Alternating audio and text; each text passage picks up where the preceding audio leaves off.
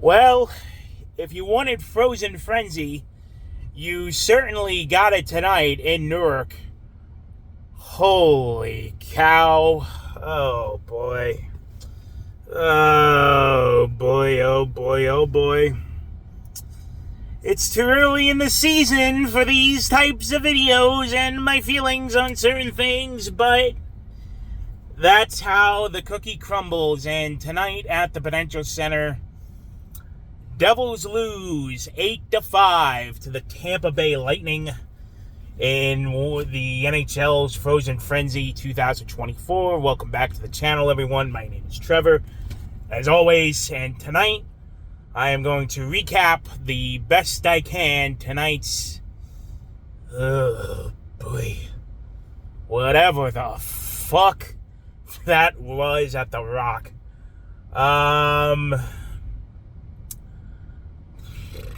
Hey, it started out good. Let's go over the positives. Jack Hughes, excellent breakaway goal by him and a pass by Jesper Bratt. That was just beautiful. Devils off to a 1-0 lead. They have scored the first goal in 7 of their 9 games so far, all right? So keep that in mind. The Devils are scoring first. They're actually scoring. But then Tampa ties it, and I'm thinking, all right, that was a Braden point on the power play. Great goal by him. I can't complain. The hand-eye coordination on that was fantastic. I can't be mad at that. So I'm thinking, all right, 1-1 after 1 is fair. Tampa, excuse me.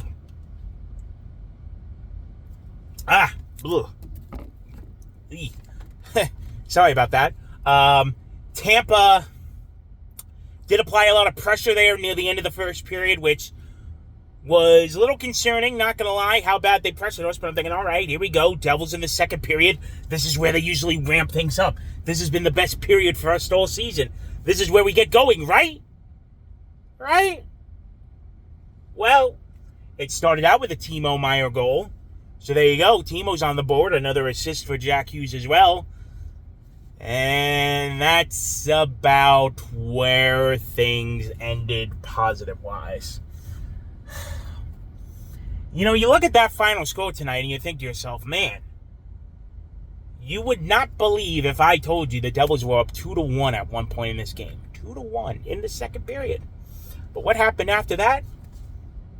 1, 2, 3, 4, 5. 5 straight unanswered goals by the Tampa Bay Lightning in the second period. The second period ends with Tampa Bay leading 6-2.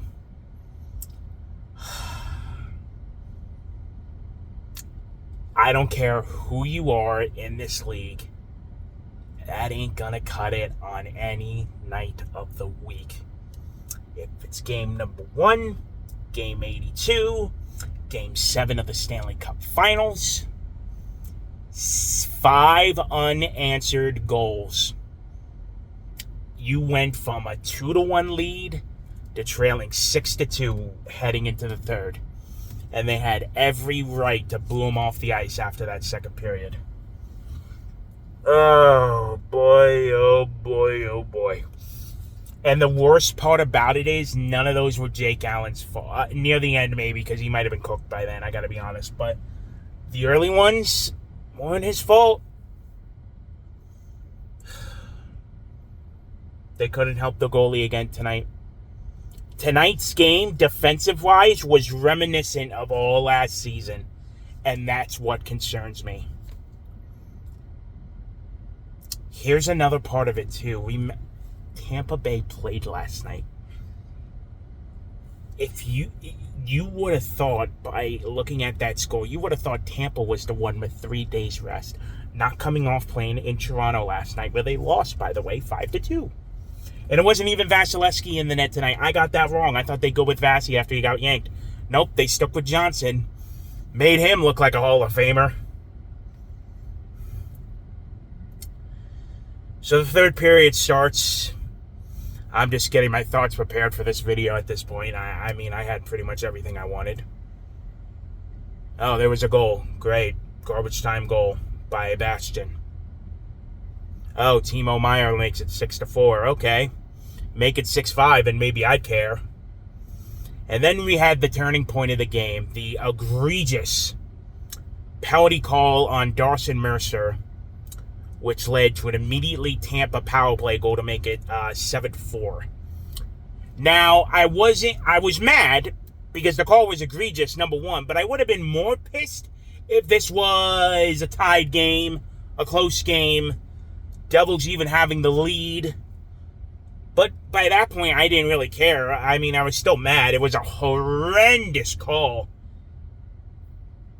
And even during the play, Devil got high-sticked Kovacevic off the face-off, but they didn't call that.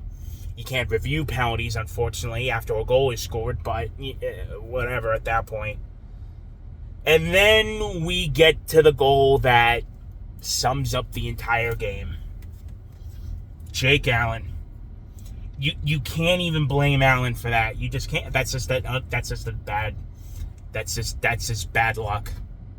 Complete bad luck. Devils are on a power play. Tampa dumps it in. Allen thinks it's gonna ring off the boards and he'll retrieve it, but in a billiards pool type play, it bounces off and goes into the net.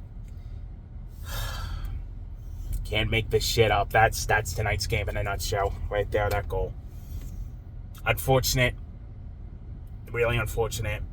Your final ends up being 8-4. Or 8-5, excuse me. They got another garbage time goal, excuse me. So where does this put the Devils? They are 1-2-1 in their last 4 games, so not the best. They have. Here's the part that's damning in all this. The Devils have scored 10 goals in their past 2 games. All right, 10 goals Saturday, 10 goals tonight. How many have they given up in the past 2 games? 14. 6 Saturday, 8 tonight. 14 goals. You could score all you want, but if you can't keep the puck out of the net, you ain't winning. It's too early in the season to panic. We're not even into November yet. I understand people are frustrated after everything that was done this offseason.